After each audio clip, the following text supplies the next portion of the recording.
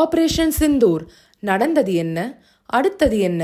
Lieutenant colonel Thiagarajan, பேராசிரியர் ராமஸ்ரீனிவாசன் பங்கேற்கும் சாணக்யாவின் உரைவீச்சு. June 29 ஞாயிறு மாலை 6 மணிக்கு கிகானி ஸ்கூல் ஆடிட்டோரியம், RS புரம், கோயம்புத்தூர். அனைவரும் வருக, அனுமதி இலவசம்.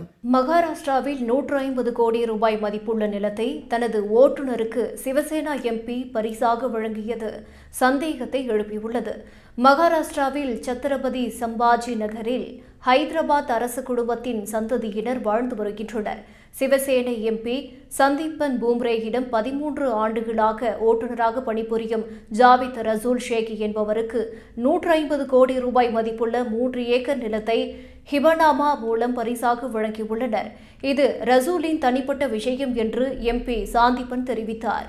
ஆனால் பரிசாக வழங்கப்பட்ட நிலத்தின் மீது நீண்ட காலமாக வழக்கு நீட்டித்து வந்த நிலையில் 2022ஆம் ஆண்டில்தான் முடிவுக்கு வந்தது.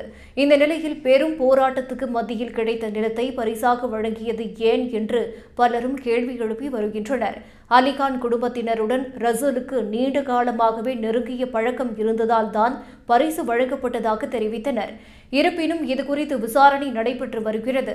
இதனிடையே ஹிபனாமா என்பது இரத்த சொந்தங்களுக்கு மட்டுமே செல்லுபடியாகும் என்றும் ரசூலும் அரச குடும்பத்தினரும் வெவ்வேறு குடும்பங்களை சேர்ந்தவர்கள் என்றும் வழக்கறிஞர் ஒருவர் புகார் அளித்துள்ளார்.